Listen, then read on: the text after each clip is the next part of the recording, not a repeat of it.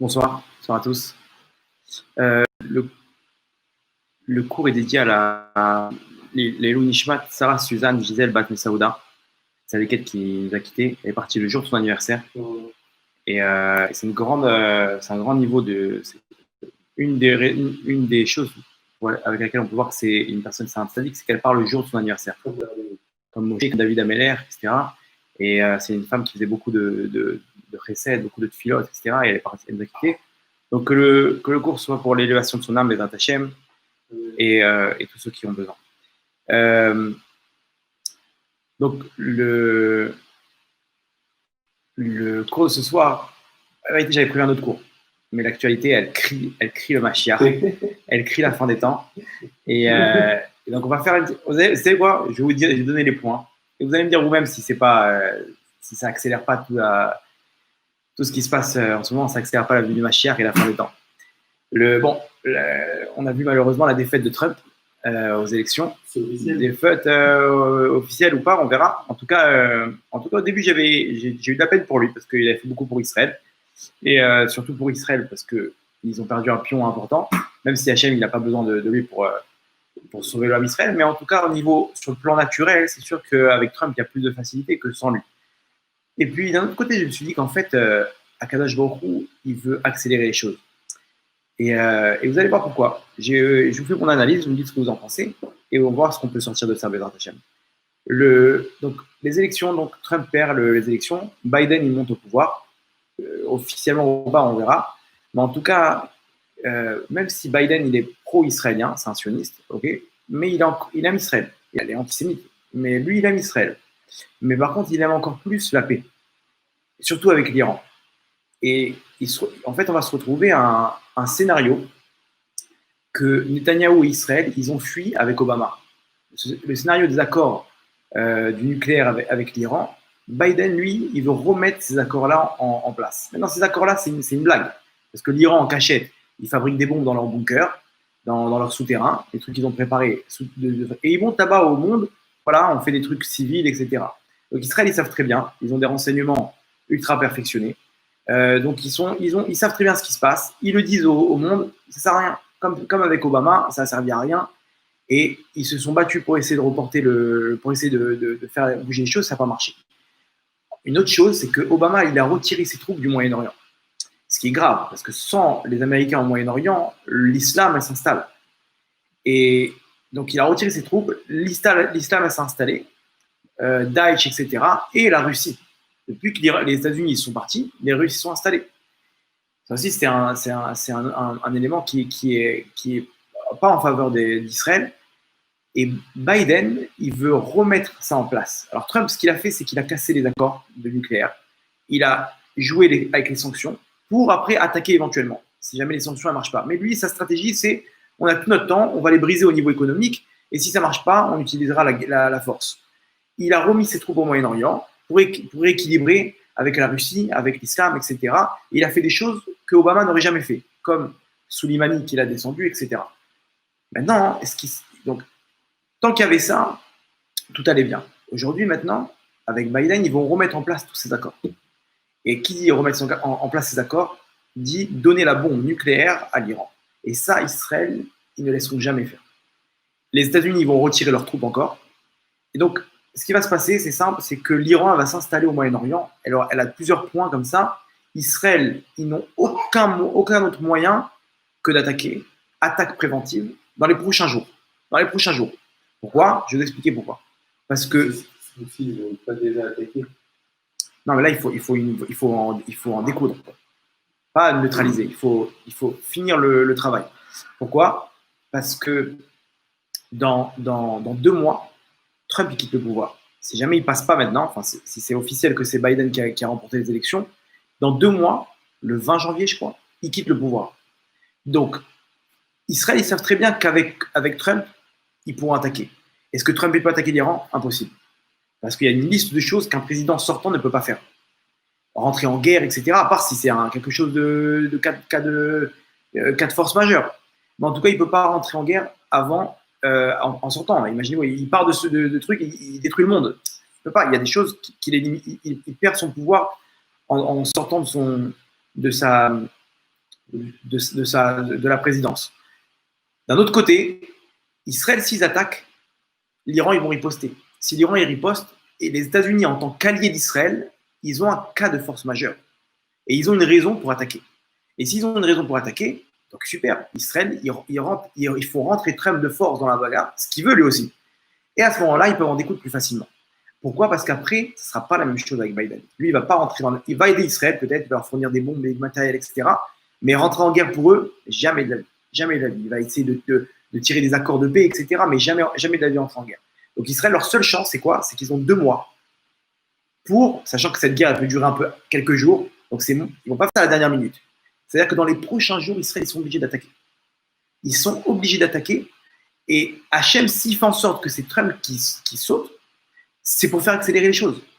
Ici, on approche de la fin des temps. Le Machar, il arrive. Hachem, si Trump, il était. Imaginez-vous avec l'inverse. Trump, il passe maintenant. On a encore 4 ans pour le compte de l'Iran. Donc, en fait, on a tout le temps. Et sans passer par l'Iran, il n'y a pas de Géoula. Il faut passer par la fin des ennemis d'Israël. Et la Gemara, elle dit, la Gemara dans Vodazara, Tosfot, il dit qu'à la fin des temps, la Perse et l'Iran, ils vont tomber entre les mains d'Édom. Édom, c'est qui? C'est les États-Unis. C'est-à-dire, comment on va faire? C'est Biden qui va, il va jamais s'occuper de Biden. Il veut la paix, lui. Alors, le scénario, il est là. Il est que dans les prochains jours, l'Iran, elle va tomber entre les mains des États-Unis. Pourquoi? Parce que Israël ou même les États-Unis, ils peuvent déclencher ça. Je ne sais pas comment, mais en tout cas, Israël, ils vont faire tout leur possible pour y aller solo et en se disant que c'est sûr et certain que Trump, il va y suivre. C'est sûr et certain. Parce qu'ils sont obligés, ils ont des accords.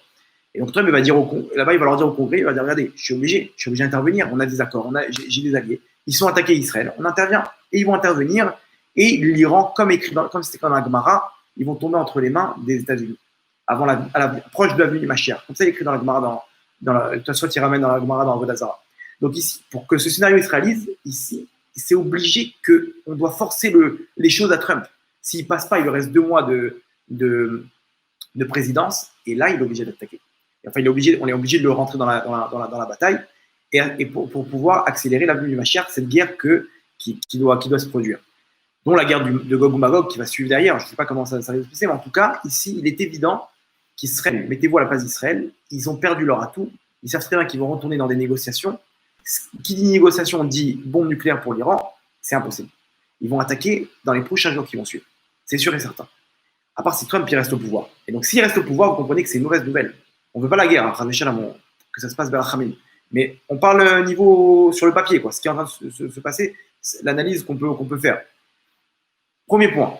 Ok, ça déjà, c'est la logique, elle nous dit qu'ils sont obligés d'attaquer. Mettez-vous à la place de Netanyahou, il voit les trucs, il dit rebelote, on va partir avec tout le travail diplomatique qu'il a fait avec Obama. Il faut attaquer. Ils ont les moyens d'attaquer, ils s'entraînent depuis des années, ils ont les pilotes, ils ont les avions, ils ont les bombes, ils ont les sous-marins, etc. Ils ont des bases en Azerbaïdjan de l'armée de l'air, Israël.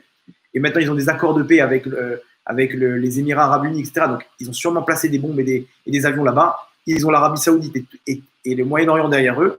Et il leur manquait cette histoire de savoir juste est-ce que Trump il va passer ou pas, est-ce qu'il sera avec eux ou pas. Mais sinon, maintenant, la décision elle est prise, ils vont attaquer dans les prochains jours. Deuxième chose, pour laquelle, une chose qui va pousser Israël à attaquer, c'est que Poutine, je ne sais pas si vous avez entendu parler, dans 2 mois, il quitte le pouvoir. Pourquoi? Regardez l'annonce catastrophique pour Israël.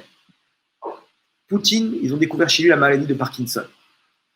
Ça veut dire que maintenant, il ne peut plus être président de la Russie. Pourquoi? Parce qu'il n'est pas en. Il va, au bout d'un moment, il va perdre le contrôle. Il ne peut pas diriger avec une maladie comme ça. Donc, il lui reste 2 mois. Il a annoncé que dans 2 mois, il doit quitter le pouvoir. Et entre parenthèses, stable, quelques mois avant, il avait fait une loi pour rester encore une dizaine d'années président. Il avait fait un coup politique pour rester encore des années président de la Russie. Regarde en 2 secondes, Hachem, comment une personne, c'est une des personnes les plus riches du monde, Poutine. Vous savez, il est multimilliardaire. Hachem, en 2 secondes, une maladie, la personne, elle part du plus haut niveau qu'elle avait, 0. Comment? Et inversement, si Hachem il veut prendre une personne de 0 et l'amener au sommet, regardez comment, en un coup, Hachem, il peut inverser les tendances. Maintenant, Poutine, c'est un ami d'Israël. Vous savez que Poutine, quand il était plus jeune, j'avais raconté l'histoire. Quand il était petit, il était à la rue. Son père, ses parents étaient séparés, sa mère, elle travaillait, il était à la rue dans le froid. Il y a ses voisins qui étaient des juifs, il accueillait, il les faisait rentrer chez lui, il lui donnait à manger, il lui donnait à boire. Il accueillait, c'était comme leur enfant, comme leur fils. Il a grandi avec ça. Pour lui, les juifs, c'est équivalent à amour, à chaleur, à don de soi.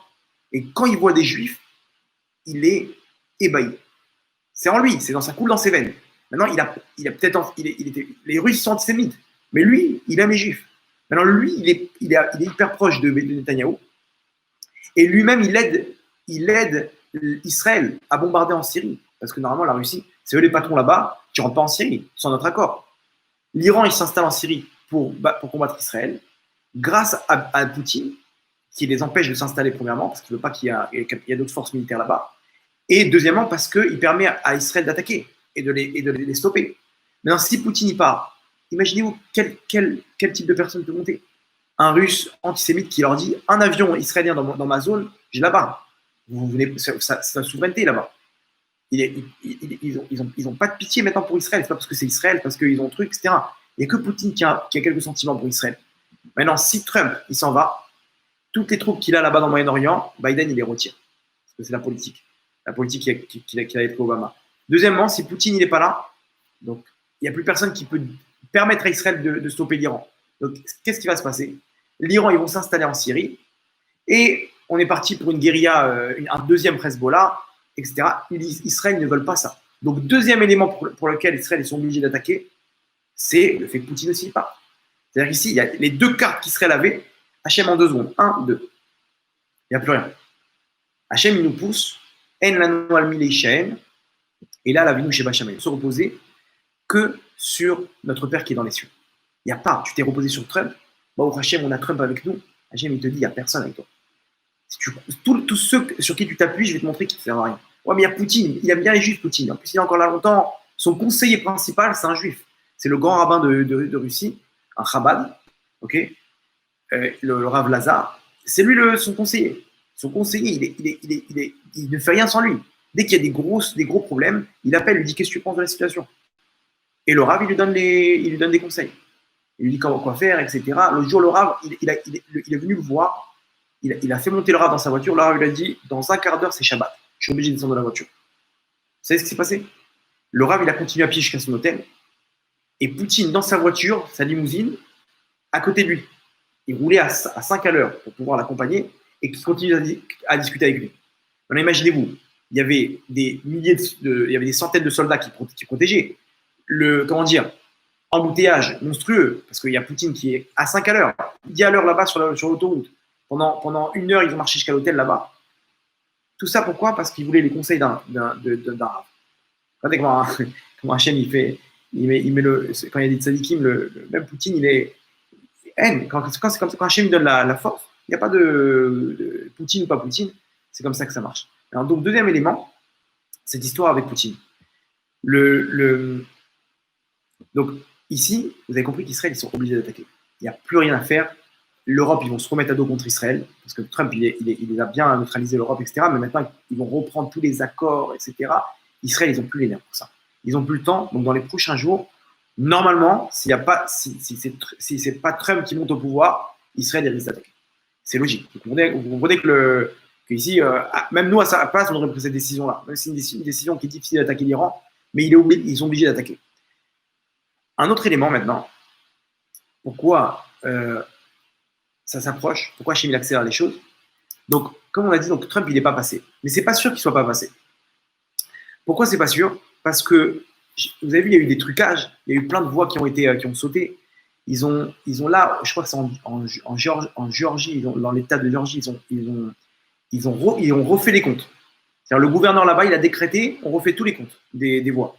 Dans le Michigan, ils ont des vidéos là-bas où ils voient les mecs prendre des sacs de voix et les mettre et les brûler. Des trucs qui sont comment dire, qui sont pro-Trump. Les États qui sont pro-Trump, ils ont pris là-bas des sacs de trucs, hop, à la poubelle, ils ont brûlé, ils ont trucs. Ils ont trouvé ils ont des preuves. Là, Trump, il a mis tout à la Cour suprême.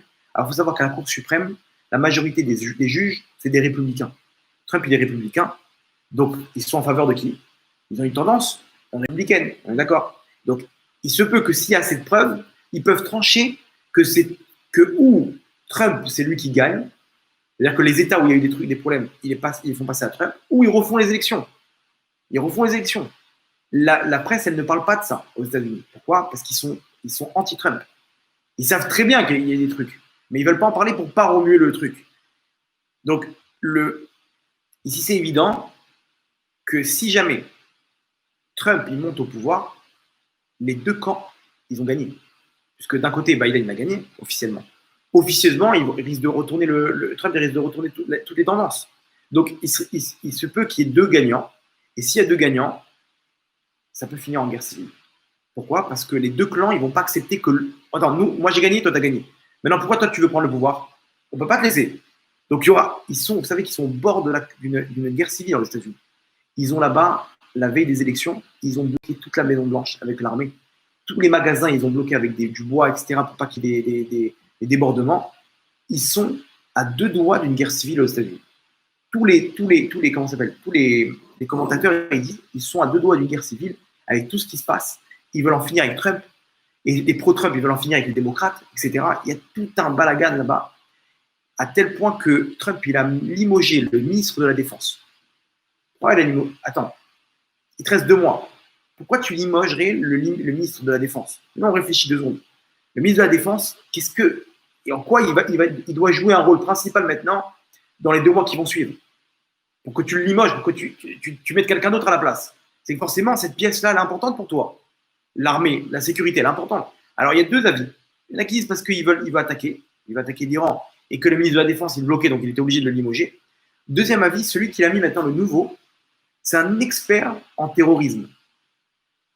Et pourquoi c'est important de mettre un expert en terrorisme? Vous savez pourquoi?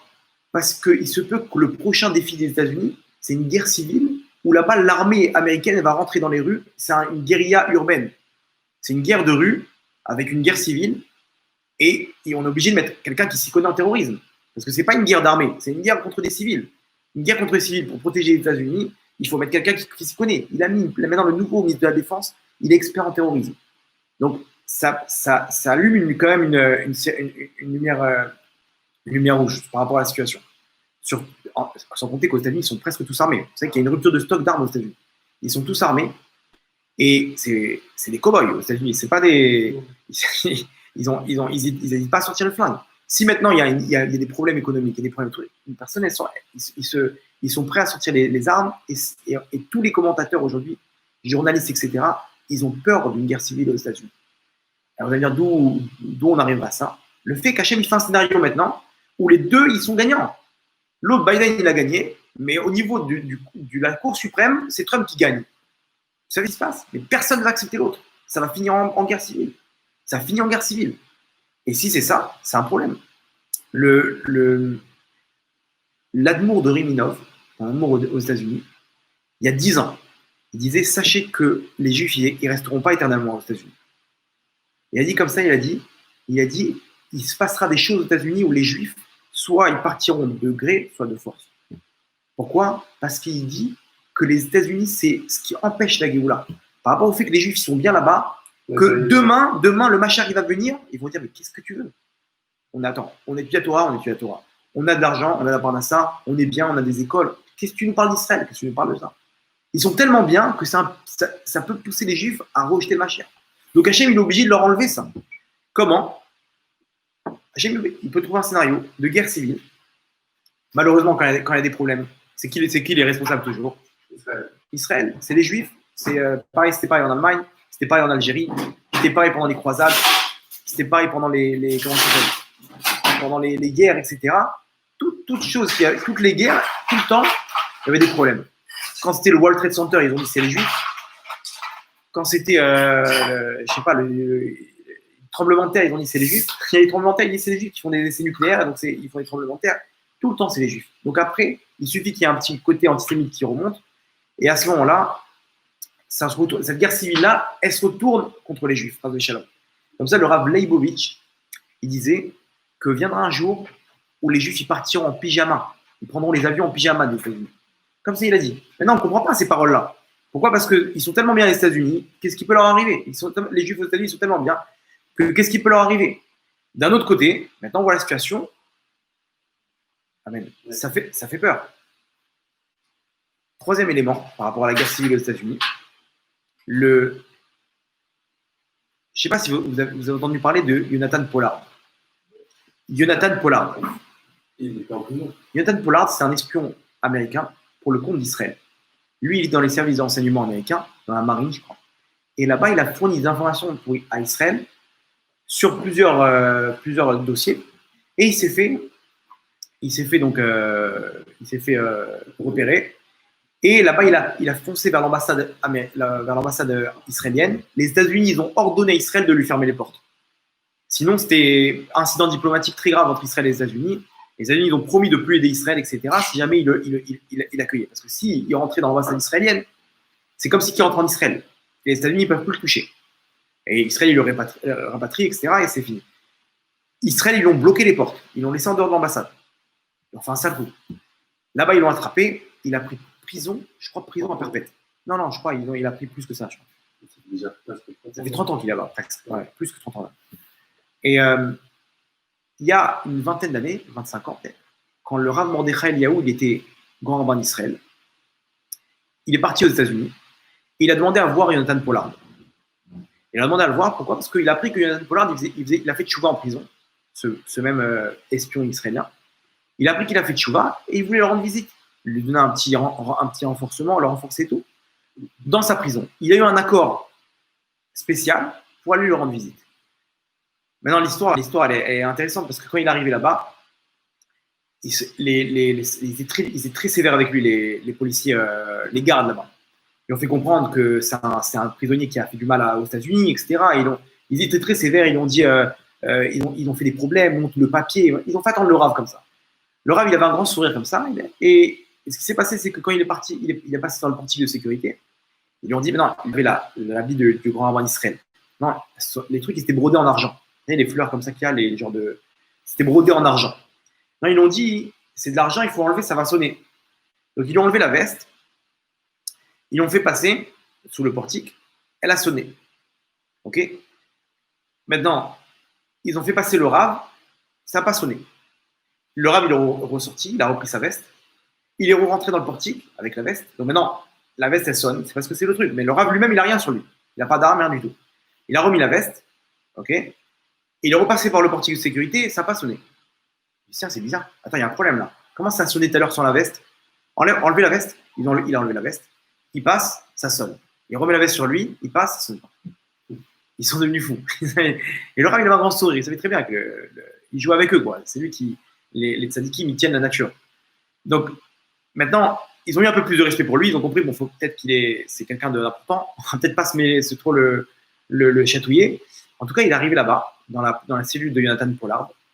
Et là-bas, il avait préparé. Jonathan Pollard, il avait préparé des gâteaux. Il recevait tous les semaines des gâteaux qu'il avait mis de côté pour accueillir le Rav. Il lui a fait une belle table avec plein de gâteaux, plein de sortes de gâteaux. Alors, c'est des trucs qu'il recevait au compte-gouttes. Toutes les semaines, il recevait ça au compte-gouttes. Il lui a fait comme ça, il a accueilli le Rav. Il dit voilà, Rav, etc. Et le Rav, il a commencé à. Il a dit sache une chose. Le Rav Mordechai, il lui a dit un jour, tu sortiras de prison. Et sache que quand tu sortiras de prison et tu monteras en Israël, ça sera la fin des États-Unis. Comme ça, il lui a dit. Il lui a dit pourquoi? Parce que tu as une étincelle de Yosef Hatzadik en toi. Tu as une étincelle de Yosef Hatzadik qui est en prison aussi. Tout le monde connaît l'histoire. Il lui a dit tu as une étincelle de Yosef Hatzadik. Et quand tu seras libéré de prison, tu monteras en Israël, t'emporteras avec toi cette étincelle-là qui donne des forces aux États-Unis. Quand il quittera les États-Unis, ils tomberont. Comme ça, il lui a dit. Maintenant, à l'époque, c'était impossible. C'était il y a 25 ans. C'était il y a 25 ans. Il avait pris perpète. Il avait pris, je crois 50, je ne sais pas combien d'années. Avant qu'il sorte, c'était d'un coup Trump, il est arrivé, il lui a raccourci le temps. Ils l'ont libéré de prison avec comment ça s'appelle un truc électronique, là, un bracelet électronique. Interdit de sortir des États-Unis. Vous vous rendez compte? Il est libéré de prison, interdit de sortir des États-Unis. Le truc électronique, bracelet électronique, il ne peut pas sortir de plus de je ne sais pas combien de mètres de chez lui, etc. Pourquoi? Parce qu'il a encore des infos qu'il peut transmettre à Israël. Genre, des trucs, c'était il y a 35 ans, quel rapport? Peut-être qu'il y a des informations sur Saddam Hussein, c'est fini, il n'y a plus de. Non, Dans 2 semaines, écoutez bien, il est libéré complètement et il monte en Israël. Wow. Dans 2 semaines, alors, écoutez bien, peut-être qu'avec l'histoire que Trump, comme c'est Trump qui l'a gracié, alors peut-être que, comme il n'est pas passé, peut-être que ça ne va pas se passer pendant le moment où peut-être. Mais comme c'est en pourparlers, on va dire que ce n'est pas encore officiel, mais si ce problème-là, que Trump ne soit pas passé, parce qu'on a dit qu'il est limité, le président, il ne peut pas gracier ce qu'il veut quand il va sortir. Alors comme c'est fait avant, etc., donc ils vont peut-être attendre que c'est genre Biden qui donne le dernier tampon, on va dire, parce qu'il a fait un truc juste avant de partir, etc. Donc ils vont peut-être attendre que c'est Biden qui monte dans 2 mois. Mais peut-être pas. Et si c'est ça, c'est dans 2 semaines qu'il est libéré, ou dans 10 jours même, je crois. Et il a dit, dès que je finis, je prends le premier avion et je me prends en Israël. Je fais mon bagage. Je ne reste pas une minute au plus aux États-Unis. Imaginez-vous, c'est-à-dire que des choses qu'on vient d'expliquer, que ça risque de partir en cacahuète maintenant par rapport à la situation, et ce que le Rav Mordechai Eliyahu, il lui a dit il y a 30 ans, ça se réalise dans les 2 semaines qui vont suivre là maintenant. C'est un hasard, c'est pas possible. Et que Rav Mordechai Eliyahu, c'est un tzaddik qui voyait tout ce qui se passait. S'il jouait avec eux, avec sa veste là-bas, avec le portiquet de sécurité, croyez-moi qu'il avait d'autres forces. Et il lui dit, sache que tu as l'étincelle de Yosef Atzadik en toi. Quand tu vas monter en Israël, tu vas prendre avec toi cette force-là, et les États-Unis vont tomber. Maintenant, on parle de guerre civile, les États-Unis peuvent tomber. On parle de guerre entre Israël et l'Iran. On parle de toutes ces choses-là, et justement dans le moment où Jonathan Pollard il va rentrer en Israël, c'est un hasard. Vous pensez que c'est un hasard? Ici, dites-moi vous-même. Si les événements, ils ne crient pas la venue du Mashiach maintenant. Que là, Hachem, il est en train d'accélérer la fin des temps. Regardez ce qui se passe avec le corona, il y a des confinements dans tout le monde. Vous croyez que l'économie elle va tenir? Tous les gouvernements, ils sont au bord d'une crise économique. Ils sont au bord qui dit crise économique dit montée des extrémistes, guerre civile. Comment il est passé Hitler? Il y avait une crise économique juste avant. Il se peut que quoi? Que l'islam peut monter en Europe à cause d'une crise économique. Il se peut que Le Pen il peut monter en France à cause d'une crise économique. Pourquoi? Parce que ça y est, Macron lui-même, il est pro dans l'économie et dans la finance, il n'a pas réussi à monter le truc. Tu crois quoi? Ça y est, il faut passer une autre politique. Ou l'islam elle monte, ou Le Pen il monte. C'est obligé. Ça y est, on a essayé. Qu'est-ce que tu veux? Il faut essayer maintenant une nouvelle carte. Et si c'est ça, dans les 2 cas, l'islam ou Le Pen, les juifs ils sont mal. On a vu ce qui s'est passé avec l'islam en France, etc. Tout ce qui peut se passer aujourd'hui, on voit qu'Hachem, on dirait, je ne sais pas si vous êtes d'accord avec moi, parce que des cours comme ça, on a essayé de dire combien c'était proche, finalement, il n'y a rien eu. Maintenant, vous voyez, qu'est-ce qu'on peut déduire de ça? Que Hachem, comme si qu'il réveille, il secoue tout le monde et après ça se calme. Il secoue tout le monde et après ça se calme. On avait dit, c'est quoi l'exemple? Une femme enceinte. Une femme enceinte, quand elle est en train d'accoucher, Michael, entre parenthèses, on souhaite Mazal Tov à la famille Azoulay pour la naissance de leur fille. Hachem lui rapporte tout le nachal, les Hachem et la bracha. Et tu as vu, ta femme, quand elle a accouché, d'abord il y a des petites contractions. C'est bon, on va à l'hôpital? Non, finalement c'est bon. Après une deuxième, au bout d'un moment, une contraction, on va à l'hôpital? Ouais. Attends 2 secondes, j'ai pas pris le sac, on va dire, on y va, ok. C'est comme ça ou pas? Hachem il fait des contractions. Les États-Unis, ils descendent, ils éliminent Soleimani. Oh, ça va partir en cacahuète? Rien, tout redescend. Corona, à Pessar, tout redescend. Deuxième vague, tout redescend. Et machin, etc. D'un coup, là, il y a une vague. Est-ce que ça va exploser ou pas? On ne sait pas. Peut-être que là, ça va être l'accouchement, peut-être que pas. J'ai entendu un grand sadique qui disait sachez que la Géoula, elle est là. La Géoula, elle est là. Hachem, il a décrété la Géoula. Alors, pourquoi on ne voit rien? Il dit parce que nous, on ne la prend pas. Le Ham Israël, il ne vient pas la prendre. Nous-mêmes, on ne prend pas la Géoula. C'est comme si on a gagné au loto. Une personne, elle a gagné au loto. On lui dit, va prendre ton chèque. Va maintenant à la Française des Jeux et récupère le chèque, là, le gros chèque en bois, vous connaissez, là, énorme. Va le prendre. D'accord, c'est bon. Combien de temps j'ai? T'as 4 mois pour le récupérer. Bon, là, c'est bon, on va attendre. Il a gagné au loto, ok, mais il ne veut pas prendre son chèque. Nous, c'est exactement pareil. La Géoula, elle a été décrétée. Il y en a qui disent depuis Pessar dernier, depuis le début du Corona, Hachem, il attend que nous. Alors, on va voir comment on peut arriver à prendre cette Géoula. C'est la deuxième partie du cours. Aussi, exactement. Une personne qui a fait tout pour amener le Mashiach, même si le Mashiach ne vient pas parce qu'il y en a 2 qui n'ont pas encore mérité, lui, Hachem, il va lui faire une bulle Mashiach. où il va se sentir proche d'Hachem, il va sentir qu'Hachem, il le sort de ses épreuves, il le sort de sa galère, il lui ramène la parnassa, la santé, la redoute dans sa famille, etc. Oui, effectivement, c'est sûr. Donc maintenant, Hachem, il secoue encore, il secoue, etc. Ouais, tous ces éléments-là, c'est énorme. Comment c'est possible qu'Hachem, il vienne secouer le monde encore, comme on vient de maintenant d'expliquer. Là, vous voyez, là, a priori, bon, ça va, qu'est-ce qui se passe? Il n'est pas passé Trump, etc. Et non, tout peut partir d'un jour ou l'autre, tout peut partir en cacahuète. Une guerre civile, ça peut exploser comme ça. Une guerre avec l'Iran, on va se réveiller un matin, on va entendre que l'Israël, ils ont rasé l'Iran. Ils ont rasé toutes les bases nucléaires iraniennes, les bases aériennes, les bases d'avions, etc. C'est fini. Et là, il va voir. D'un coup, les ripostes. Et ça peut, du jour au lendemain, tout peut partir en cacahuète. Maintenant, Hachem, il nous fait un signe. Hachem nous fait des appels de phare. La lumière, elle s'allume, elle s'éteint. Elle s'allume, elle s'éteint. Peut-être qu'il n'y aura rien. Peut-être que tout va revenir dans l'ordre. Et là, d'un coup, Hachem, il secoue. Il secoue tout, avec tout ce qu'on vient d'expliquer jusqu'à maintenant. Et c'est à nous de jouer. Alors, quoi faire? Qu'est-ce qu'on doit faire? Ok, c'est à nous de jouer. C'est entre mes mains. C'est-à-dire qu'Hachem, il est en train de me dire par là, j'y vais ou j'y vais pas? Attention, comme un père avec son fils, qui lui dit, allez, viens tout de suite, sinon je te punis. Allez, je compte jusqu'à 3. 1, 2, mais alors le petit, il vient toujours pas. 2 et demi. 2, 3 quarts. Et il veut pas. Hachem, il fait pareil. Il vient, il envoie comme ça, Trump, il passe pas. Et Hachem, il va dire, et 3. Et le Machar, il vient. Hachem, il attend, il prolonge. Pourquoi Hachem, il prolonge?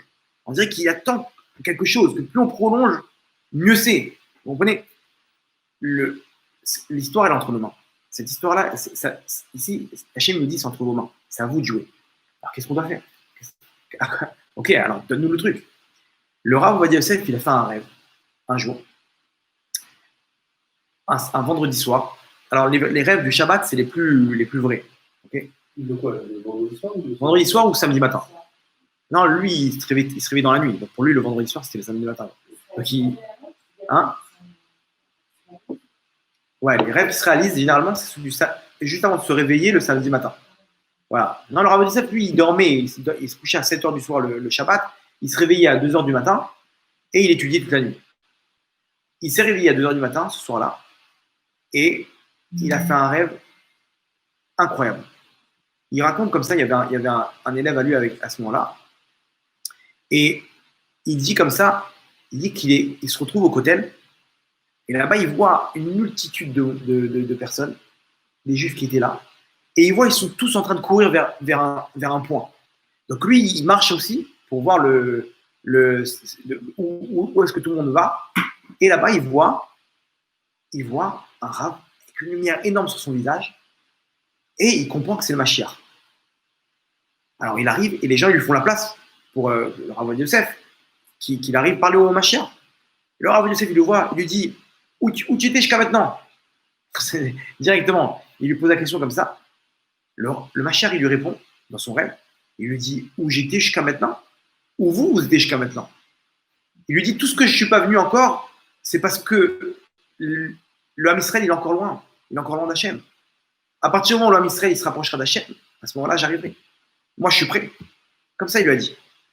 Alors, Yosef lui a dit qu'est-ce qu'on fait? Il dit il faut sortir et ramener chaque juif à Hachem. Ne pas laisser un seul. C'est ça, à partir du moment où on va ramener le maximum, c'est comme ça que je viendrai. Il se réveille, et là, le Rav Ovadia Yosef, il a pris une décision de rapprocher le maximum de juifs. Dès qu'il allait, c'était à la fin de sa vie presque, mais dès qu'il allait voir des abrichim, des kolelman, etc., il leur disait, vous ne pouvez pas étudier la Torah tout seul. Tu étudies, mais de la même manière que tu donnes ton maaser sur ton argent, pareil, donne ton maaser sur ta Torah. Tu prends dans la rue, tu attrapes des gens, viens, je t'apprends la halachot de Netilat Yadayim. Viens, tu vas dans une synagogue, il n'y a pas de cours, tu te lèves, tu fais un cours. Tu rapproches le maximum de personnes. Tu as de la Torah, tu dois distribuer. Il y a des gens, ils n'ont pas ça. Ils ne savent pas comment on se rapproche d'Hachem. Alors parle-leur, donne-leur les astuces, donne-leur les trucs, etc. Il allait voir les gens, il disait ne restez pas égoïstes avec votre Torah. Diffusez, partagez. Sortez dans la rue s'il faut. T'attrapes un petit jeune, ça va mon sadique, allez viens, on étudie la Torah. 1 minute. 1 minute, 2 halachot. 2 halachot, c'est bon? Allez, vas-y, viens. Comme ça, une personne, elle découvre la Torah, elle découvre Hachem. Et aujourd'hui, la majorité des gens qui sont loin de la Torah, c'est par manque de connaissances. Eux, ils voient quoi? On leur blinde, on leur montre les religieux comme des fous furieux. À la télé, les gauchos là-bas, ils adorent montrer les religieux comme des parasites et comme des fous furieux. Donc eux, pour eux, la Torah, c'est pas pour eux. Mais en fait, dès qu'on leur fait goûter la Torah, alors d'un coup, d'un coup, ils goûtent. Et il y en a plein qui font tchouva. C'est ça ce qu'on a dit à Rabbi Yosef dans le rêve. Le Mashiach, il a dit, mais c'est moi le problème. Moi, je suis prêt, je vous attends. Le problème, c'est vous. C'est entre vos mains. C'est à vous de. Alors, si nous, déjà, au Hachem, on est là, on est dans les cours. Celui qui écoute ce cours-là, c'est forcément qu'il a déjà réveillé quelque chose chez lui. Mais à la fin, on va rendre des comptes sur. Attends, est-ce qu'il y a des gens dans ton entourage qui connaissaient Hachem? Pourquoi tu n'as pas été les chercher? Toi, tu es monté dans le bateau. Mais envoie des bouées. Envoie des bouées derrière toi. Tu as une tante qui est pas. Tu passes un coup de fil. Je t'en supplie, écoute un cours de Torah. Fais-moi plaisir. Prends un copain à toi qui est loin, ou une copine, je t'en prie, viens, prends sur toi un petit cours de Torah. Découvre, réveille-toi, fais un petit réveil. Un petit réveil parce que Hachem, c'est ce qu'il fait. Il est en train de réveiller le monde pour que les gens les poussent à se dire, c'est bizarre, pourquoi il y a le corona? Pourquoi on truc? Et les gens, au bout d'un moment, ils vont lever les yeux vers le ciel. Mais Hachem, il nous fait des appels de phare. Ici, Hachem, il attend. Revenez, mes enfants. Revenez à ce moment. Juste à nous de planter une graine. À nous de planter une graine dans notre entourage. À nous de faire un corona, un Covid spirituel. Quelqu'un qui a le Covid, il peut 35 personnes à un mariage, il peut les contaminer. Tu ne peux pas faire pareil au niveau de la Torah. Tu ne peux pas venir contaminer des gens. Alors, une maladie spirituelle comme ça, je suis fou d'Hachem. Voilà. Maintenant, je vais te contaminer. Je vais te montrer c'est qui Hachem. Je vais te montrer c'est quoi la Emouna. Viens, regarde tel cours de Torah. Il y a un truc que tu as aimé. Il y a des cours que je fais. Moi, j'ai même pas Internet. Je n'ai pas Internet. Une fois par semaine, je vais voir mes mails, etc. Mais il y a des tzadikim. D'ailleurs, je les remercie, Madame Belaïch et sa fille, qui prennent les cours que je fais et qui les mettent qui coupent comme ça. Ils font des trucs sur YouTube, qui font des pages Facebook, des groupes WhatsApp, etc. Mickaël, ce qu'il fait ici avec le cours de diffusion, etc. De base, c'est un cours qui n'est même pas diffusé. D'un coup, il a commencé à diffuser, etc. C'est combien ça aide des personnes, on ne sait pas. Mais ici, c'est sûr qu'on propage. Comme un virus, il faut propager. Il y a quelqu'un qui a vu un rave qui est intéressant, mets sur un groupe WhatsApp. Pourquoi? Parce qu'il y a une personne qui peut voir ce truc-là. C'est sur le Shalom Bayit. Ça peut sauver son couple. C'est sur l'éducation de ses enfants. Ça peut sauver ses enfants. Ça peut le rapprocher d'Hachem. Il peut faire tchouva. Il voit un cours comme ça sur le Mashiach. Ça peut le réveiller. Maintenant, il m'a raconté les premiers cours qu'on a fait sur le Mashiach à Pessah. Un ami à moi, il m'a raconté, il m'a dit, tu vas être content, je te raconte une histoire. Il m'a dit, ça fait 3 mois, ça fait 1 mois que je suis avec un élève à moi pour qu'il se marie. Il ne veut pas se marier à cause du corona. C'était à l'époque de Pourim. Là. Pourquoi? Parce qu'il y a eu les restrictions. Et donc, on ne peut plus prendre 300 personnes. Il faut aller 50 personnes, etc. Il me dit 1 mois. Il m'a dit, on a remué ciel et terre pour qu'il se marie. Il m'a dit, mais arrête, tu vas remporter dans combien de temps? Dans 6 mois. C'est un Itzara, etc. Rien à faire. Il ne veut rien savoir. D'un coup, il appelle, il lui dit, c'est bon, je me marie. La semaine prochaine, je me marie. On organise un truc, etc. Je me marie. Bon, il lui dit tout ce qui s'est passé d'un coup. Il dit, je sais pas, j'ai vu un cours de Rav David Toledano. Il me dit comme ça, mon copain. Et il me dit, parler du Mashiach, du Corona, etc. Il dit, j'ai flippé. Je me suis dit, attends, le Mashiach, il va arriver, je vais pas être marié. Tout de suite, il a pris l'impression. Aujourd'hui, il regrette. Que non, il kiffe. Il regrette pas. Mon copain, il me dit ça. Il me dit, regarde, tu vas être content, il me dit. Et grâce à toi, il y en a un qui s'est marié. Imagine-toi 6 mois après, il aurait pu tomber avec sa fiancée. Ils auraient pu casser. Il aurait pu avoir plein de scénarios. Hachem, il vient, il dévoile le truc. Il y a quelqu'un qui a vu un truc sympa sur l'arabe, il dévoile. Il y a quelque chose de bien que tu as entendu. Fais découvrir Hachem au monde. Pourquoi? Parce que c'est ça ce que Hachem veut. Hachem, il veut ramener le maximum de personnes et c'est entre nos mains. Hachem est en train de nous dire, je réveille les gens, j'essaie de faire des événements pour réveiller. Mais à vous de jouer. Vous êtes sortis, vous êtes montés. Mais amenez avec vous d'autres personnes. Soyez pas égoïstes. Prends ton copain, il est loin. Tzadik, mon frérot, tu sais que le Mashiach, il est proche. Qu'est-ce que t'attends? Prends sur toi une petite misa, attrape une corde. Vous savez que j'ai vu cette semaine un rave qui s'appelle le Sfat Emet, dans la Parashat Shemot. Il ramène là-bas comment ça s'appelle quand j'ai vu ça, c'est incroyable. Parce que j'avais toujours cette question de dire comment on va faire, voilà, on doit ramener tout le monde là, tu vois. Mais comment on va faire? Les gens, ils sont loin. On a encore du travail. Il y a encore du travail pour ramener tous ces gens-là. Bon, alors, ne vous inquiétez pas, à la fin, tout le monde fera tu vas. Pourquoi? Parce que le Mashiach, il sait exactement comment ramener tous les gens, tout le monde à Tchouva. Il sera exactement comment parler à chacun d'entre nous. À la fin, tout le monde va faire Tchouva. La question, c'est combien ta Tchouva va valoir? Quelqu'un qui fait Tchouva maintenant, quand Hachem il n'est pas encore roi, ça vaut de l'or. Dans l'obscurité, quand quelqu'un il dit Hachem, c'est toi le roi, ça vaut de l'or. Par contre, quand Hachem il va se dévoiler, et il va faire tous les miracles qu'on va voir bientôt, il va sauver l'homme Israël, il va nous aider dans tous les sens. Berachamim Bezrat Hachem. Les gens qui vont pas fait Tchouva, ils vont dire ouais, ça y est, Hachem, Meler, Hachem, Malach, ça y est, c'est toi le roi Hachem, on est avec toi. Je crois que ça y est, j'ai besoin de toi. Ça y est, moi je me suis dévoilé comme roi déjà. J'ai plus besoin de toi. C'est quand j'étais encore en exil que j'avais besoin que tu dises que je suis roi. Mais maintenant, qu'est-ce que c'est en train de. Quand il y a la lumière, d'un coup, ah super, on est avec toi Hachem, etc. Habibi, c'était avant qu'il fallait se battre. C'était avant qu'il fallait acter. Donc ici, comment on va faire pour faire Tchouva à tout le monde? Comment ça va se passer? Le Sfat Emet, il dit une chose comme ça. Il dit un chidouche incroyable. Il dit, il ne suffit pas que la personne elle fasse Tchouva dans les actes. C'est-à-dire qu'il ne faut pas que ça remonte à la surface. Nous, on se dit quoi? Quand est-ce qu'une personne a fait Tchouva? Quand on voit, il commence à mettre des tefilines, il commence à faire Shabbat. Le Sfat Emet, il dit c'est faux. Ça commence dans le cœur. Dans le cœur, ça commence à Tchouva. Il y a une graine qui a été plantée et ça commence à faire effet.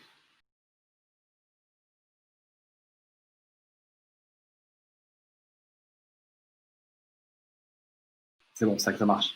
Ok. Donc je te disais, et comme je disais, c'est bon signe que ça bloque. Ça veut dire que le message, on ne veut pas qu'on le transmette. Donc c'est peut-être ce qu'Hachem il veut vraiment transmettre en fait. Si le Yetzirah il s'interpose. Donc je récapitule. On a dit comme ça, le Sfat Emet, il disait ce ridouche énorme que on croit que la tchouva elle est dans les actes de façon, il faut que ça se voit extérieurement. Mais il dit que c'est faux. Il dit qu'en fait tout commence dans le cœur. Il y a une graine que la personne, on ne sait pas à quel moment elle a été plantée, cette graine-là. C'était peut-être un cours de Torah qui date d'il y a 10 ans avant, et que cette personne-là, elle a découvert cette chose, elle a découvert la Torah, elle a découvert Hachem, et 10 ans plus tard, on va voir cette personne-là faire tchouva. Quand est-ce que ça a commencé? Peut-être 10 ans avant. Une personne, il y a quelque chose, un réveil dans son cœur, il y a une graine qui a été plantée. Elle a déjà fait tchouva dans le cœur. Elle a déjà fait tchouva dans le cœur, et à ce moment-là, quand est-ce que ça va monter à la surface? On ne sait pas. On ne sait pas, mais en tout cas, la chose, elle est là. Et le Sfat Emet, il dit que les gens, on se dit comment ils vont faire tchouva, tous ces gens-là? Comment ils vont faire tchouva, mais qui n'ont pas déjà fait tchouva? Mais tu rigoles, il ne fait même pas encore Shabbat, il ne met même pas les tefilines encore. Non, il a déjà fait tchouva dans son cœur. Il n'y a que Hachem qui sait, qui a fait tchouva. Et quand il y aura le Mashiach, à ce moment-là, le poids du Yetzirah et de l'exil, il va sauter.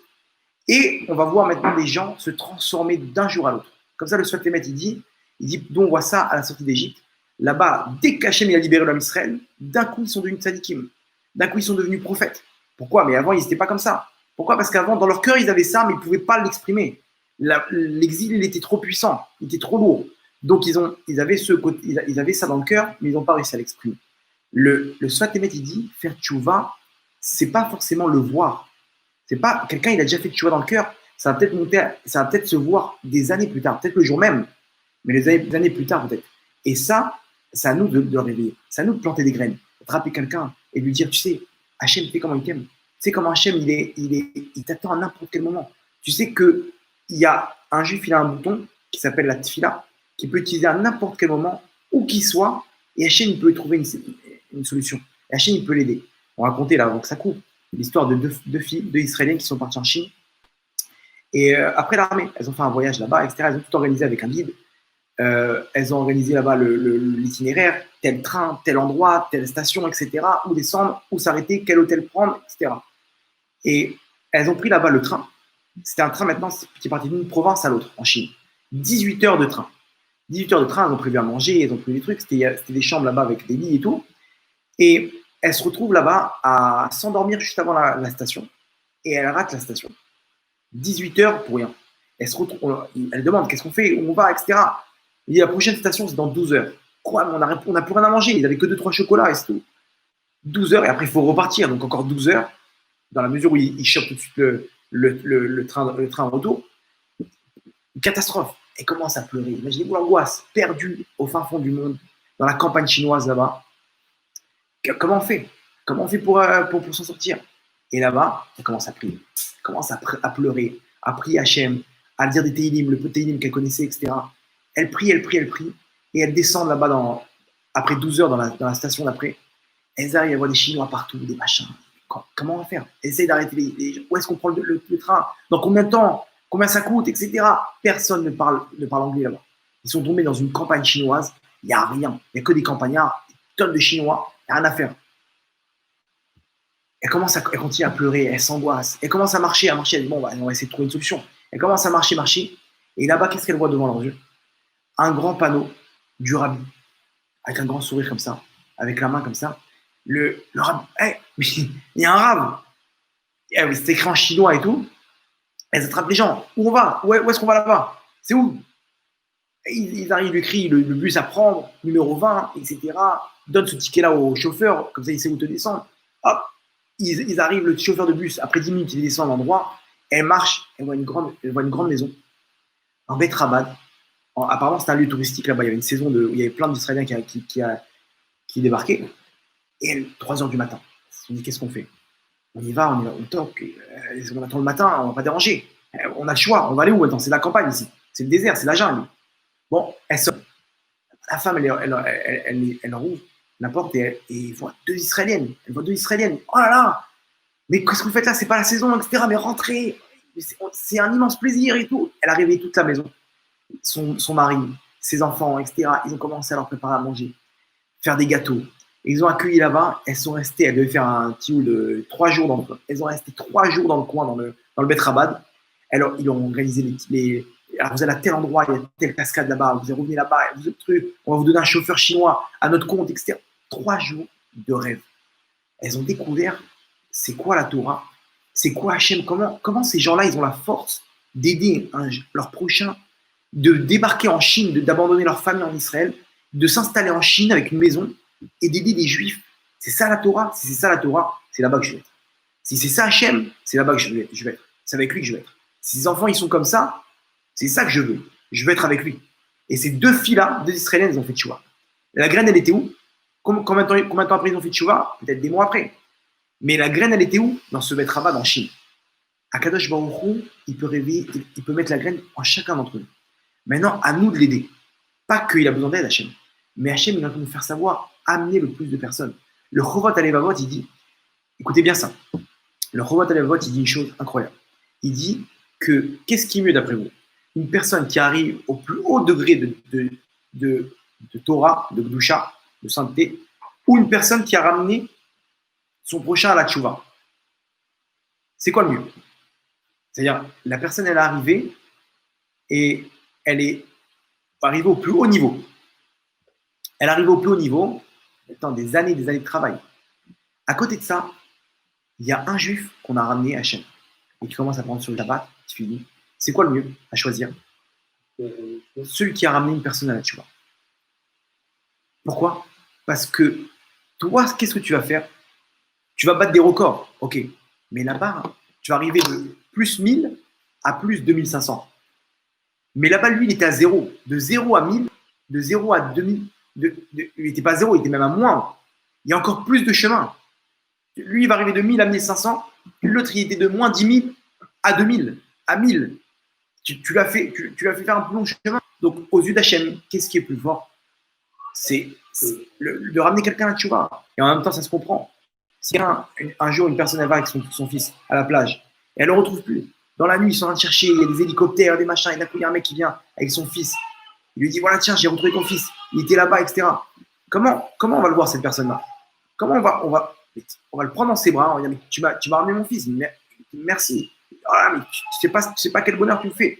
Imaginez-vous quand on ramène un enfant à Hachem, c'est exactement le même sentiment qu'Hachem il a. Il dit, merci de m'avoir ramené mon fils à la maison. Merci de m'avoir ramené mon fils à la maison. Et à Kadosh Baruch Hu, imaginez-vous le bonheur qu'on peut avoir. C'est-à-dire que les gens, ils croient que quand ils font tchouva, ils font plaisir au Rav ou au Chabad qui lui a mis les tefilines, etc. Une personne, il faut qu'elle sache que quand elle fait tchouva, elle ne rend service qu'à elle-même.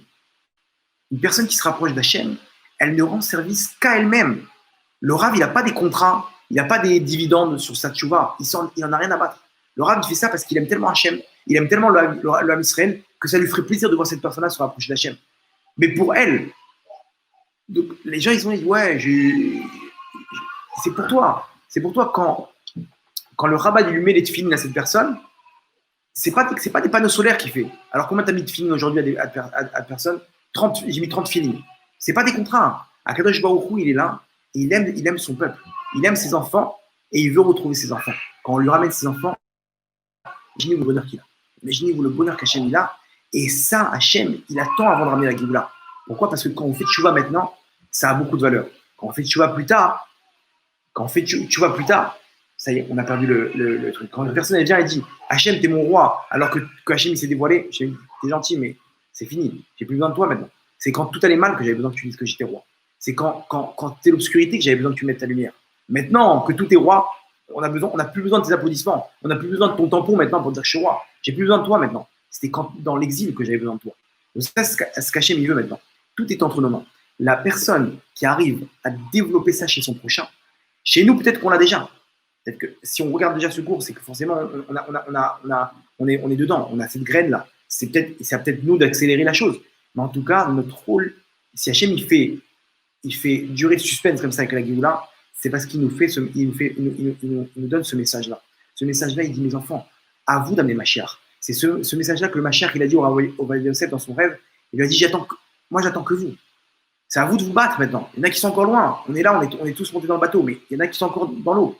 À nous de jeter les bouées. À nous de devenir maintenant une armée d'Hachem. Chacun il doit être un soldat et chacun il doit ramener le maximum de personnes. Chacun il doit venir.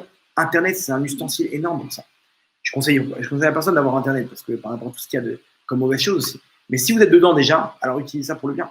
Utilisez ça au moins pour amener, je sais pas, un cousin qui est à bout de la terre qui connaît pas Hachem. Pour amener je sais pas, le mec à son travail, il ramène, il pose des je sais pas, des journaux de comment ça s'appelle, Nitsos Paper, comment dire, des sites internet aujourd'hui où on a des cours de Torah, etc., Torah Box, je sais pas, tous ces trucs-là, Idabrout, etc. Les gens, ils peuvent ramener un maximum de personnes. Torah Box, ouais. À toi, tu prends un truc que tu as aimé, envoie-le dans je sais pas combien de comptes. Les gens, ils ont des informations sympathiques, des trucs, hop, ils envoient sur tous les comptes WhatsApp, sur tous les groupes WhatsApp. Mais c'est quelque chose qui t'a touché, envoie-le sur tous les groupes WhatsApp aussi. Parce que peut-être qu'il y a une graine qui va sortir de ça. Et ça va ramener le Mashiach. Et c'est ça qui ramène le Mashiach. Il y avait comme ça en même temps, je veux dire, on peut voir aussi par rapport au Corona que Hachem est venu déconnecter de ce monde-là. Avant, il déconnectait avec le monde. Une personne était dans son travail, dans son job, des soirées, des trucs. Il n'y a plus de soirées. Il n'y a plus de cinéma. Il n'y a plus de boîte de nuit. Il n'y a plus rien. Hachem est en train de déconnecter chacun de l'endroit où il est et le reconnecter à lui-même, à sa famille et à Hachem. Hachem est en train de reconnecter le monde à lui. Il déconnecte le monde. Et je ne serais pas étonné, ça c'est mon avis personnel, mais je ne serais pas étonné qu'on arrive à une situation où Hachem il déconnecte le monde même d'Internet. Hachem il peut trouver un scénario avec des guerres, etc., où il n'y a plus d'électricité. S'il n'y a plus d'électricité, il n'y a plus d'Internet. Et là, une personne, elle se retrouve tout seule face à Hachem, en tête à tête. Et ça, quand on parle maintenant de guerre civile, de guerre, etc., le scénario, il n'est pas lointain. Hachem, il peut trouver maintenant une solution pour dire, mes enfants, je vous veux en tête à tête. Dans cette galoute, vous n'arrivez pas à vous connecter à moi, je vais vous aider. Et je ne serais pas étonné qu'Hachem, il déconnecte le monde de tout ça. Pourquoi? Parce qu'on est trop connecté avec d'autres choses. Hachem dit, arrête de... Ok, il n'y a pas de problème, mais connecte-toi avec moi aussi. Viens avec moi. Viens découvrir cette aventure. Essaie de mettre cette graine en toi. Cette personne-là, elle découvre Hachem, elle découvre la Emouna, elle découvre la Torah, elle est en extase. C'est, je sais pas, c'est Gan Eden sur terre. Gan Eden sur terre. Les gens, ils n'ont plus qu'à goûter. Ils veulent pas goûter. Venez, on les aide.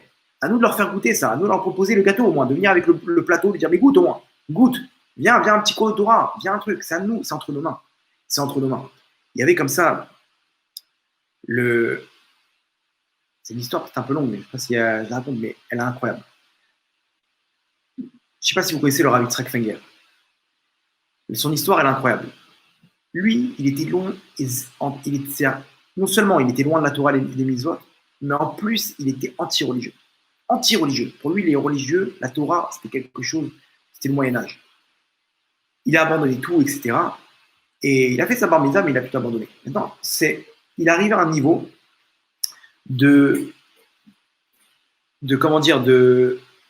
après, à l'armée, pardon, j'essaie de me rappeler l'histoire, moi je vous raconte.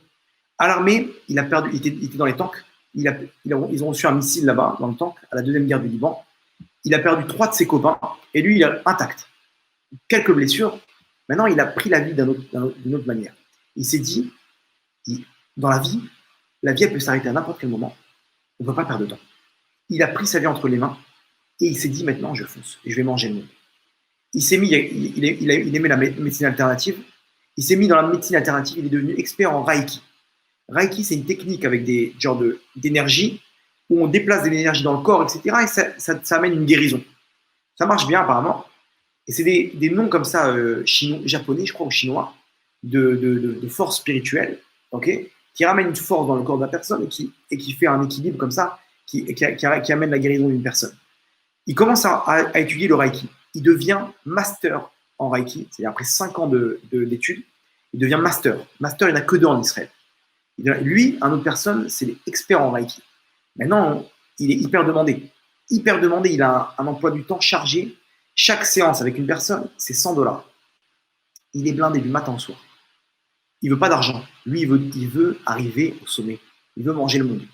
Pour lui, je ne peux pas perdre de temps avec ça. Je ne suis pas venu pour gagner de l'argent. Il va aux États-Unis où là-bas, il y a l'expert numéro 1 en Reiki. Il la rencontre, il lui dit « Apprends-moi toutes tes connaissances ». Au bout de 2 ans, elle lui apprend tout. Et elle lui dit maintenant, va monter une clinique aux États-Unis, tu vas devenir millionnaire, multimillionnaire. Parce qu'aujourd'hui, je ne peux plus rien t'apprendre, je t'ai tout appris. Aujourd'hui, tu montes une clinique, tu es un expert en Reiki, tu montes une clinique, tu seras multimillionnaire. Lui,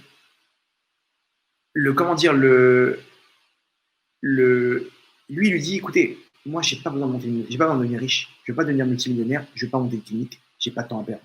Et je veux continuer. Elle a dit, mais je t'ai tout enseigné. D'où ça vient? C'est quoi ses forces? Je veux comprendre c'est quoi ses forces. Je veux arriver à comprendre le fonctionnement, le moteur de ces forces-là. Elle lui dit, alors si c'est ça, tu es en Chine. Là-bas, il y a 2 écoles. Il y a une en Inde et une en Chine. Là-bas, si tu arrives à rentrer dans le cercle privé de ces gens-là, de ces moines, ils peuvent t'apprendre d'où ça vient, comment ça marche. Mais pour ça, il faut que tu arrives à rentrer dans le cercle privé. Il dit, ok, comment on fait? Va sur place et tu te bats. Ok, il a pris son sac à dos. Il est parti en Inde, parce que là-bas, il parle anglais. Il est parti en Inde. Là-bas, il tombe dans un monastère après 3 jours de marche. Un monastère perdu. Il y a des moines. Ils lui disent, tu veux connaître les ficelles du Reiki, il faut que tu fasses 1 an d'entraînement et de destruction de toute matérialité qui est en toi. Si tu y arrives, tu rentres dans le cercle. Alors à tel point, imaginez-vous comment détruire la matérialité, que des méditations. Et il devait vivre dans une tente, manger ce qu'il plantait, ou cueillir des fruits, des trucs, et boire de l'eau, se laver dans l'eau de la rivière qui coulait devant eux. Ils étaient 4-5 comme ça de tous les coins du monde, et il se retrouve là-bas. Pendant 6 mois, il fait méditation sur les mots là-bas, les noms du Reiki là-bas, il médite dessus. Et il médite, des heures et des heures, pour enlever toute matérialité qu'il a en lui. Il disait comme ça, je suis arrivé à des niveaux je ne sentais plus mon corps. Tellement qu'on méditait sur le truc, je ne sentais plus mon corps. Après 6 mois, il était maintenant la dernière ligne droite, c'est quoi? Il te reste 6 mois. C'est 6 mois où tu ne dois pas parler. Un seul mot. Tu ne dois pas parler un seul mot pendant 6 mois. Ton but, c'est d'arriver à ne plus parler. Et à ce moment-là, tu arriveras à un niveau énorme. Entre-temps, il lui dit, tu as 2 semaines de vacances, et reviens, et tu repars. Il part en Israël, voir sa famille. Là-bas, il va pour repartir en Inde. Juste avant, il y a un rabbin, il lui dit, hey, Tzadik, t'as mis les tefilines? Il dit, non, j'ai pas le temps pour ça. Et il s'en va. Il dit, attends, prends au moins un tfilat adhérer, un petit truc de... Il voit comme ça, la photo du rabbi. Shema Israël, Hashem Elokeinu, Hashem Echad, donc le Shema Israël. Il retourne, il y avait tfilat adhérer. Lui, bon, il a voulu faire plaisir, il a pris, l'a mis dans son sac. 2 mois après, ça fait 2 mois qu'il ne parle plus. 2 mois après, il est chez lui, dans sa tente, il n'arrive pas à dormir. Il se retourne, il a chaud, et il n'arrive pas à s'endormir, etc. C'est pas possible. Il tombait de fatigue, il n'arrive pas à s'endormir. Sa tête, elle était ultra active. Il se lève, il cherche une bougie dans son sac à dos. Il va pour sortir une bougie. Il sort quoi avec la bougie? Le petit schéma Israël. Il allume la bougie. Donc lui, il se rappelle même plus de ce schéma Israël. Il allume la bougie. Et il va prendre pour prendre son coussin et aller dormir dehors. Et il est trop chaud, etc. Il va dormir dehors. Il prend son coussin, il voit quoi? Il voit un scorpion énorme qui fait la taille de sa main, qui était sur le côté de son coussin. Un scorpion noir, il le pique à ce niveau-là dans la tête, c'est terminé. En 1 heure, il n'y a plus personne. Il voit ça, il voit le scorpion tomber, partir en courant comme ça. Il comprend d'un coup qu'Hachem, il a pris dans ses bras maintenant. Comment c'est possible que j'arrive pas à dormir au moment où il y a un scorpion sous mon... Il comprend ici, c'est pas possible. Il baisse les yeux, il voit la fiche par terre, Shema Israël, Hachem Elokeinu, Hachem Echad. Il dit, attends, il y a un problème. Là, il y a un problème. Bon, il ne se laisse pas embrouiller. Il remet le truc dans le sac à dos, il retourne dans ses méditations. Et dans ses méditations, d'un coup, il dit, tu sais quoi, je vais méditer sur cette phrase, Shema Israël, Hachem Elokeinu, Hachem Echad.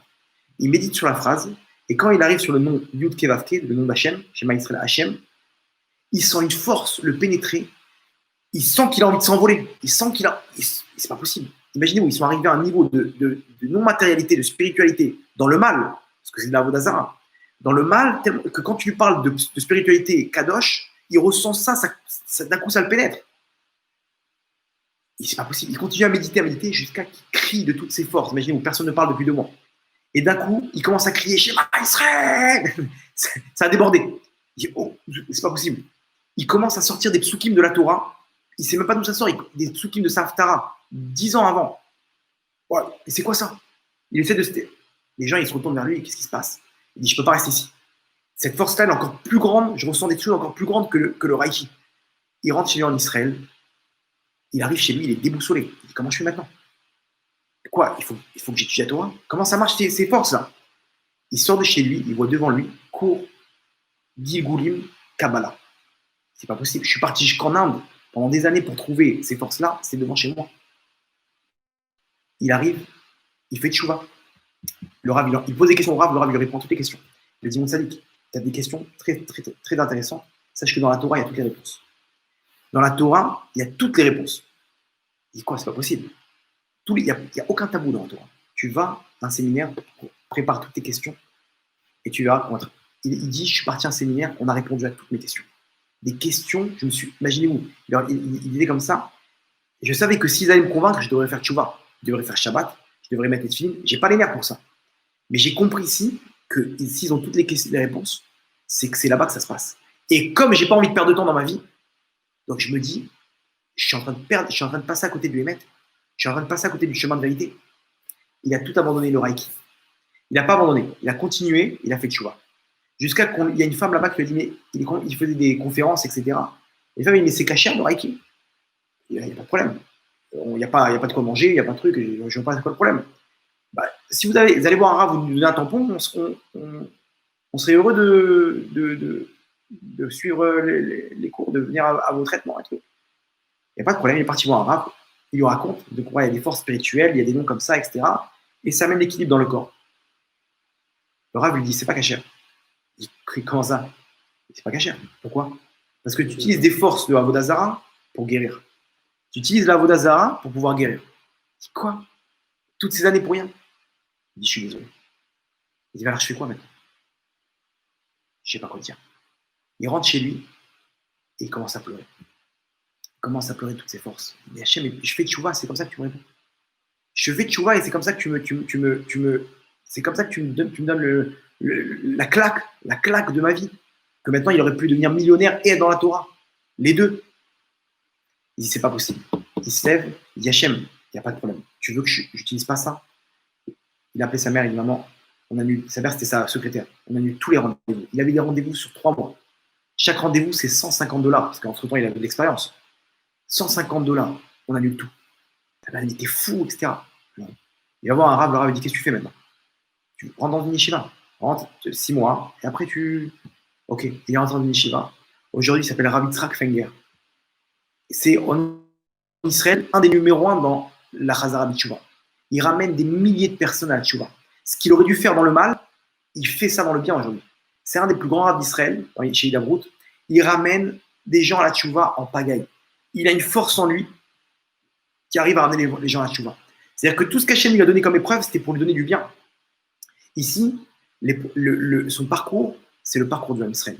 Le Ham Israël, Hachem peut aller chercher au Tibet, en Inde, n'importe où dans le monde. Juste, il faut qu'il commence à réveiller en lui, dans son cœur, cette volonté. C'est à nous de réveiller ça, de se dire, j'ai Hachem avec moi. Cette force-là, je veux y arriver. Je ne sais pas comment ça marche, mais lève les yeux vers le ciel, connecte-toi. À Hachem, je vais me connecter. Mets cette graine en toi. Cette personne-là, elle met cette graine en lui. Même si le Mashiach vient, il n'a jamais mis les films de sa vie, le Mashiach vient mon séduc, à côté de moi. Il dit, mais quoi, moi, toi, tu t'as fait tchouva dans ton cœur. Et on va avoir des surprises. Quand le Mashiach va arriver, on va voir d'un coup, lui, il avait fait tchouva dans son cœur, et lui, il mettait les films, il étudiait la Torah, mais en fait, il n'avait rien dans son cœur. Il le faisait parce que c'était bien, quoi. Il fallait le faire. On va avoir des surprises, des gens hyper loin. On se dit, mais c'est des Richaïm. Tu rigoles ou quoi? Il était avec Hachem. Et il m'a raconté, son copain, il a un kollel chez Rajbi, à Rabbi Shimon Bar Yochai, à Méron. Un kollel de Mekoubalim, de Kabbalah. Il lui dit, tu sais combien de politiciens qui sont contre les religieux, ils m'appellent pour prendre des kollelman. Des gens qu'aujourd'hui dans la politique, ils disent les religieux, il faut les jeter, c'est des parasites. Et eux-mêmes, ils donnent de l'argent dans les kollelim pour les religieux. Pourquoi? Parce que c'est la politique, ils veulent le plus de voix possible. Ils ont compris. Dans leur cœur, ils sont avec Hachem. Même si dans leur bouche, ils ne sont pas avec Hachem, ils sont contre la Torah et les religieux, mais dans leur cœur, ils sont avec Hachem. Et c'est ça ce qu'Hachem attend de nous. C'est entre nos mains. C'est entre nos mains. Finir avec un petit truc comme ça, le Rav Levin, un jour, ils sont venus voir des élèves. Ils ont pris un papillon. Et ils ont voulu faire une blague au Rav. Ils ont dit, on va lui poser la question au Rav, est-ce que le papillon, il est mort ou il est vivant? Non, s'il nous dit qu'il est mort, alors on lui montre qu'il est vivant. S'il nous dit qu'il est vivant, on l'écrase et on lui montrera qu'il est mort. Donc, dans tous les cas, on va la voir. Vous voulez rigoler avec le Rav? Ils sont venus, ils disent, Rav, il y a un papillon, on croit qu'il est mort ou il est vivant? Le Rav, il les regarde et il dit, c'est entre vos mains. Si vous voulez, il peut vivre. Si vous voulez, il peut mourir. Le Rav, il avait capté ce qu'il voulait faire. De là, pareil. Akadosh Baruch Hu, il me dit, c'est entre nos mains. C'est entre vos mains. C'est à vous, mes tzadikim, de prendre les choses en main. Moi, la Géoula, j'y la prépare. Si vous voulez, tout peut bien se passer. Le loto, vous l'avez gagné. À vous de prendre cette Géoula. À vous de la prendre. Et c'est quoi l'allusion? C'est une petite allusion que j'ai eue cette semaine. C'est qui est passé au pouvoir aux États-Unis? Biden. Biden, si vous écrivez en hébreu, ça fait quoi? Bet Yud Dalet Nun. Beyadenu. C'est les mêmes lettres. Beyadenu, ça veut dire quoi? Entre nos mains. Hachem, dans celui qui a pris le pouvoir aux États-Unis, dans son mot en hébreu, quand on écrit en hébreu, c'est les mêmes lettres que Beyadenu. En enlevant le vav, mais c'est presque les mêmes lettres. Hachem nous fait un remèze. Beyadenu, ça veut dire quoi en hébreu? C'est entre vos mains. Donc, Yeratson, qu'Akadosh Baruch Hu, il puisse nous donner à se rapprocher de lui, à ramener le maximum de gens, à être ses soldats d'élite, et lui ramener le maximum de gens, le rendre heureux, Bezrat Hachem, et pour amener la Géoula Berachamim. Baruch Adonai Leolam. Amen, amen. Chazak Baruch.